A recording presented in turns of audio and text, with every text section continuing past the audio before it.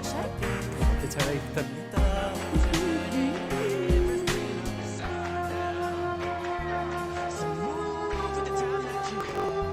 Anything you would like to have, please be seated.